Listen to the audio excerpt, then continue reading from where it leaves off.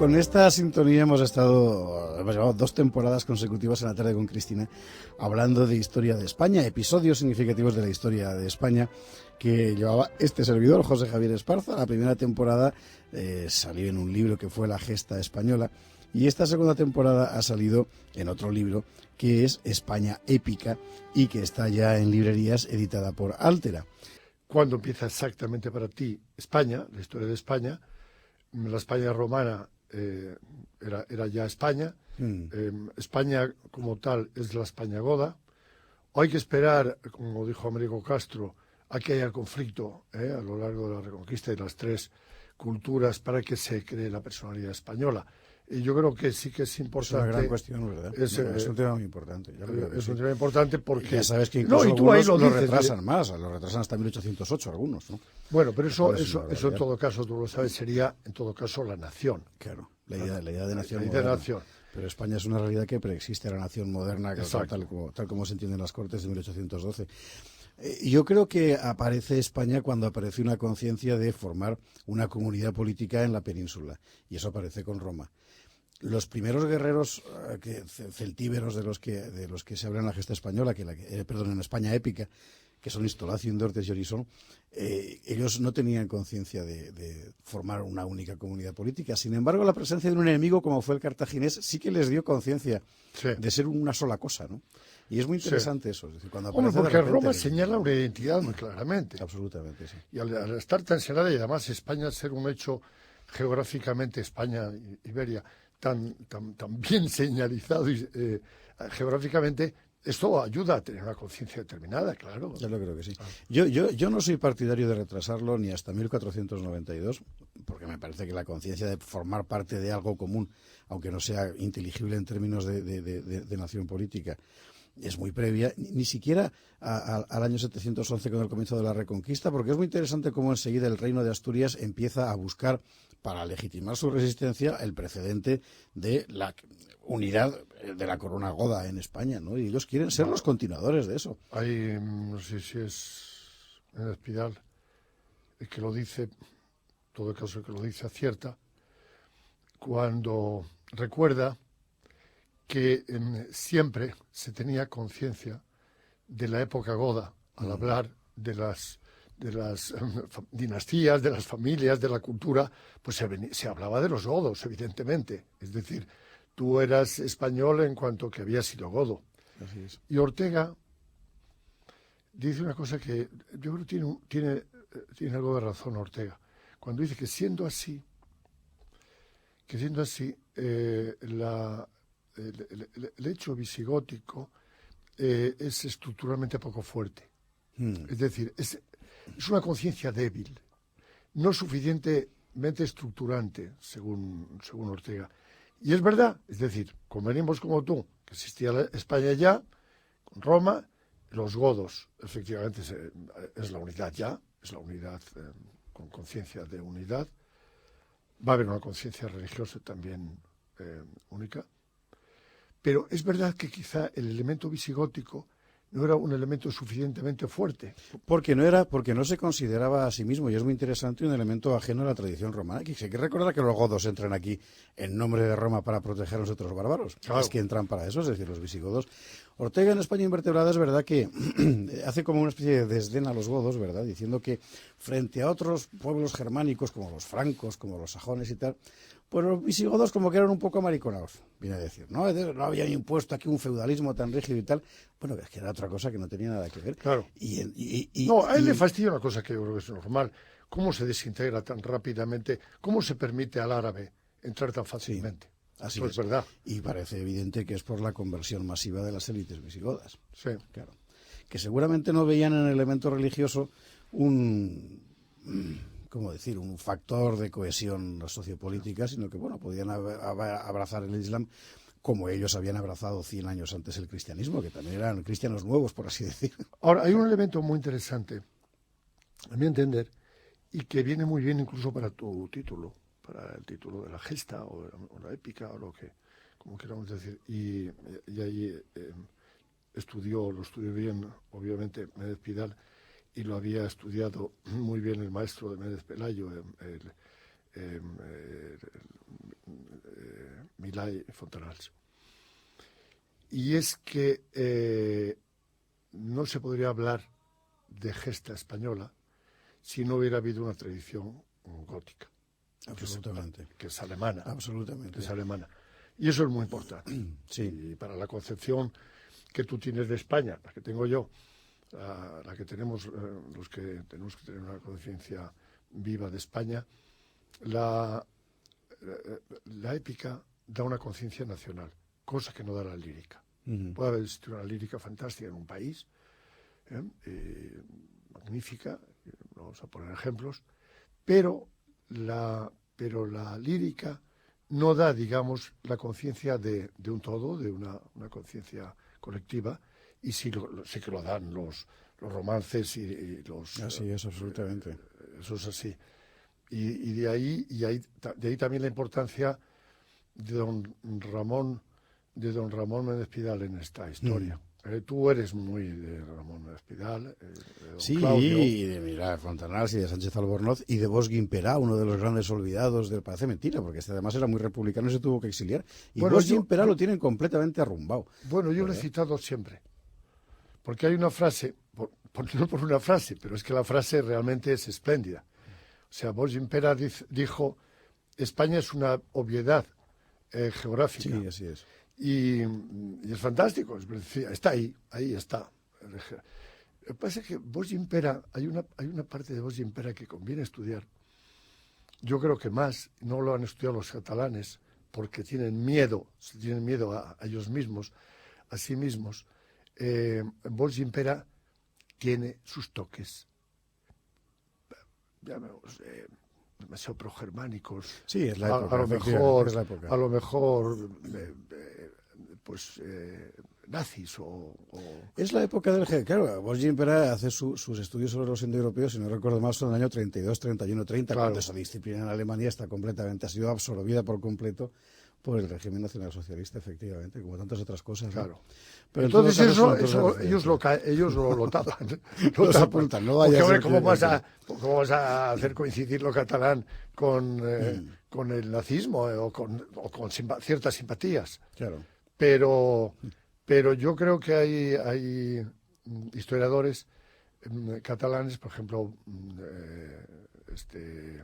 Bueno, tu amigo Vicens Vives, por ejemplo, es un historiador de referencia evidente. Bueno, yo ahí creo que sí que he aportado bastante. He aportado bastante a la Yo tenía un camarada, efectivamente. Yo tenía un camarada, pero no lo quieren reconocer, siguen sin reconocer. Y a la hora, a propósito de precisamente de estar viendo tu libro, yo he cogido la primera edición del libro de Vicens Vives ayer. Que hay unas ciertas diferencias con las siguientes ediciones, ¿no? Y era, pues, él había hecho como tú muy bien sabes, había hecho su historia de Fernando el Católico. Y era un españolista. Absoluto. Y era un españolista. Y además era, desde el punto de vista incluso como geógrafo, era un determinista. Él tiene un sentido absolutamente determinado de la historia española y del vuelco que España tiene que dar hacia América, casi hasta por razones geográficas, que parece que se va hacia allá, hacia el Atlántico. Es muy curiosa la personalidad de este hombre. Y entonces fui para revisar una cosilla a la primera edición de la aproximación a la historia de España de Vicens Vives, y estuve leyendo anoche otra vez el prólogo del libro. Es un prólogo pesadísimo, pero lleno de mala conciencia. Toda la mala conciencia del mundo. Dice, bueno, ahora es el año 50, ojo, es el año 50, y él ha estado publicando libros muy duros, muy favorables al régimen de Franco, y con sellos como Junque y cosas así. Era un tipo duro. Muy amigo, discípulo de Bosch Guimperá. Claro. Discípulo de Bosch Guimperá. No, pero antes yo me estaba acordando de un historiador republicano, que es importantísimo, que es que se me ha ido el santo al cielo y no me importa reconocer delante de los oyentes que se me ha ido el santo al cielo, es un historiador importantísimo. ¿Pero catalán? Sí, catalán. Sí, bueno, luego me saldrá. Saldrá en el de la conversación. Es verdad que lo de lo épico es importante y además me parece que tiene una enorme función pedagógica. Por eso en España épica me he fijado sobre todo en hechos concretos, en estampas, en acontecimientos, en cosas que además muchas de ellas realmente te erizan la sensibilidad, porque hay unos cuantos episodios realmente estremecedores, ¿no? Y es muy bonito saber que tú formas parte de eso, ¿no? José Javier, tú que eres especialista en historia, que te ha gustado por vocación siempre y que además te has dedicado a ello, cuando has escrito estos dos libros, primero La Gesta Española y ahora España Épica, me imagino que te preparas los temas primero para La Tarde con Cristina, después los acondicionas, ¿no?, por así decirlo, al formato libro. ¿Has descubierto en alguno de los capítulos, en alguna de los puntos de la historia de España, rumbos distintos o matices importantes, diversos, a los que tradicionalmente tenías tú en la cabeza antes de plasmarlos en la letra o plasmarlos en el programa? Pues mira, yo antes de empezar a estudiarme una cosa tras otra y tal, tenía una idea menos viva de lo absolutamente determinante que era el catolicismo para la historia de España. Sinceramente pensé que que la historia de España podía haber sido de otra manera. Y ves que no. Es decir, ha sido determinante y además realmente no había otro camino, es decir, da la impresión de que es un fatum, es un destino que tú tienes ahí y que el destino histórico de España era ese y no podía ser otro. Pero yo creo que quizá por eso, te pregunto, ha habido esta animadversión de una parte de los españoles contra la historia de este país, es decir, que cuando los liberales, por utilizar el término decimonónico, cuando los agnósticos, cuando los que no están de acuerdo con una determinada idea de tradicional de España, de la realidad histórica de España, desde el punto de vista católico, hay un momento en que se dan cuenta que tienen que negar esa realidad. Así es. Tienen que negar, porque si no se topan con este hecho que dices tú, con el hecho del catolicismo. Les obliga a vivir en permanente esquizofrenia, por otro lado, claro. Porque y a mí me parece que por eso ya son terminales de una forma completamente, por otro lado, apresurada y primaria, rechazando lo católico, pero eso al final es como tratar de apartar de ti una realidad que no quieres ver porque te resulta incómoda, ¿no? Los discursos de Azaña en el año 30 son la clave, es decir, él tiene que renovar España y entonces hay que acabar con la Iglesia, con la corona y el ejército porque es lo que ha impedido a España ser lo que Azaña quiere que sea. ¡Ojo! ¿Por qué España tiene que ser lo que Azaña quiere que sea? Un historiador tiene que ocuparse de lo que España ha sido, no de lo que uno quiere convertirla, ¿verdad? Y entonces son incapaces de introducir la realidad histórica dentro de su análisis de la realidad y dentro de sus proyectos políticos de cambio de la realidad. Y a partir de ahí vamos de cabeza, claro. Solo que hay una solución violenta, que es como acabó la Segunda República. Claro.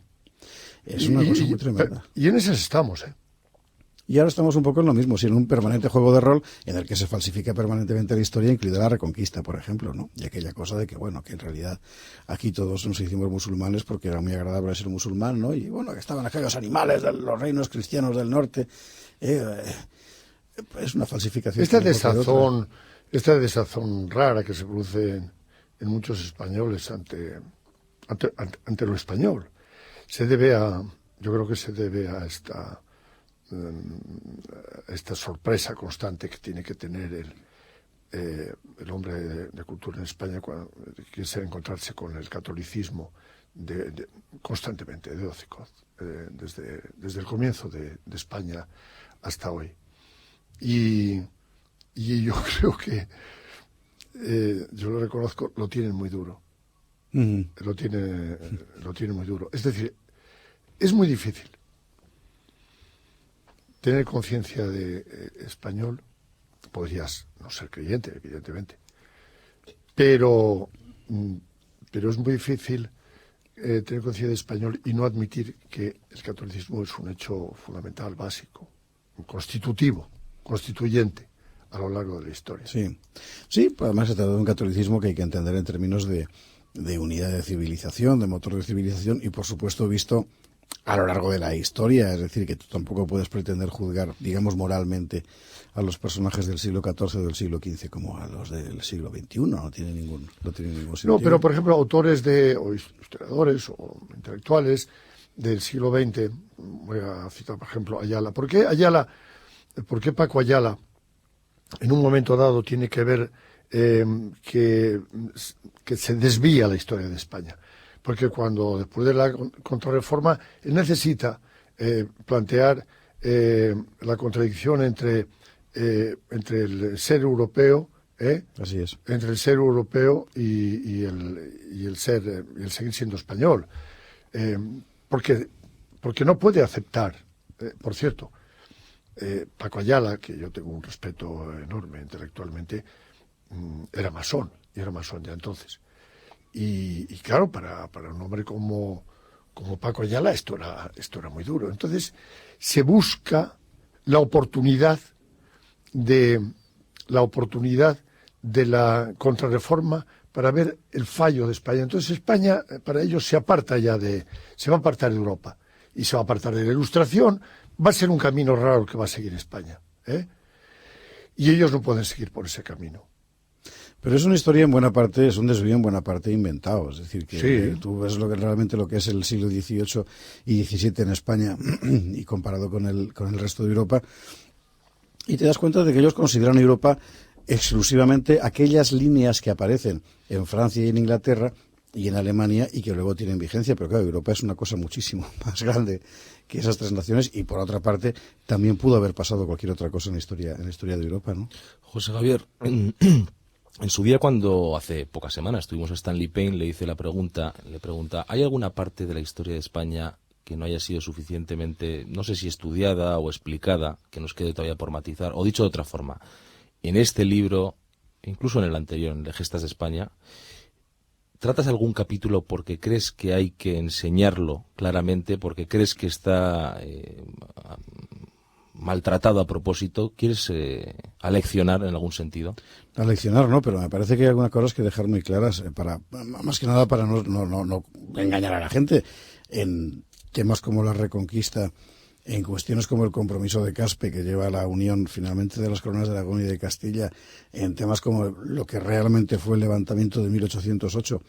Creo que son cosas que se tienen que contar con la mayor claridad posible para saber lo que realmente fueron, ¿no? Y no el envoltorio ideológico que de uno u otro lado se le ha querido dar después. Y a mí me parece que ahí el libro sí que cumple una cierta función de, bueno, las cosas fueron así. Y luego cada cual puede interpretarlo como quiera, ¿no? Lo que sí que es verdad es que deliberadamente he querido prescindir de aquellos episodios de la historia de España que más polémicos resultan en términos del debate público. ¿Por qué? Pues porque lo que yo me había propuesto fundamentalmente con esta sección de La tarde con Cristina, y por tanto con estos dos libros, es subrayar aquello que nos une y no aquello que nos separa, porque me parece que objetivamente hay, a lo largo de nuestro recorrido histórico como españoles, muchísimas más cosas que nos unen que cosas que nos separan. Y sin embargo, en el debate público se plantean obsesivamente solo aquellas cosas que nos separan, ¿no? Sí, porque se eligen.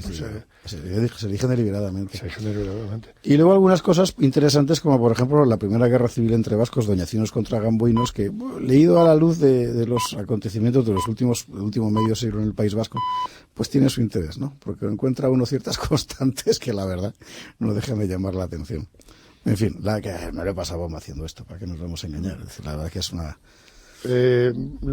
hay una cosa muy interesante en el libro, y es que nosotros estamos tocando el por qué tratan ciertos temas, dónde está la filosofía, digamos, del libro, del autor. Pero lo importante es que el lector eso no advierte. Esa trama interna no la advierte. Estamos hablando aquí de ello para decirle al lector, ojo, delante de esta serie de... Esta colección de aventuras. Es una colección de aventuras. Hay un pensamiento muy claro por parte de este señor, de este autor, y hay todos estos debates. En ese sentido, por eso he querido yo sacar algunos de estos temas desde el principio hoy en esta conversación, porque si no puede dar la impresión al lector de que, bueno, ha cogido 50 temas, en el anterior había cogido otros 50, y veremos si no saca un tercer libro. Ya sobre Ojalá. Sobre la España ganará mucha sabiduría. La España lírica. Estaría bien la España lírica. Para eso está David Irigoyen. Pero aquí en la Estrella Polar. Ojo, no estamos para esos tiempos de lirismo ahora. No son malos tiempos para la lírica. Lo decían golpes bajos, son malos tiempos para la lírica. Claro. César Alonso de los Ríos, muchísimas gracias por haber estado con nosotros este ratito en la Estrella Polar para hablar de España épica, de José Javier Esparza en Editorial Altera, que la verdad es que... A ti te cae bien, José Javier Esparza te cae bien. A mí José Javier Esparza, que le conozco demasiado bien, y ya sabes que nadie es nunca rey para su vale de champo, ¿no? Como dice César Lumbreras, compañero de esta casa, cuando le preguntas ¿qué tal, César? Dice, bueno, me tolero y me soporto, que ya es bastante, ¿no? Yo tengo que decir que leyendo este libro, después de haberlo escrito, me lo he pasado bomba. Además de haber visto los fallos, he visto algunas cosas realmente... No, pero te voy a decir, ¿quieres que te eche un piropo? Sí, hombre, claro. Quiero decir al lector, al oyente, que nuestro amigo escribe muy bien. Es muy divulgativo, ¿eh? No muy divulgativo, es muy gráfico, con un estilo fuerte, con un estilo muy eficaz, y eso es muy importante. Tiene unas interpretaciones que son, vamos, muy asombrosas. ¿Sabes por qué es eso, César? Porque a José Javier le hubiera gustado que el tiempo en el que vive hubiera sido más guerrero en el sentido físico del término. Y ha nacido en un tiempo, yo creo que un poco más, donde somos más de oficina y más de sillón. A él le hubiera gustado, yo creo que ir con el casco y con el escudo por los mundos de Dios. Pues si quiero ir con la rodela y con el casco y sumergirse de repente en la selva amazónica, por ejemplo, España épica, inalterable. César, muchísimas gracias, buenas noches. Cómprenlo. D'Artagnan, muchas gracias. Hombre.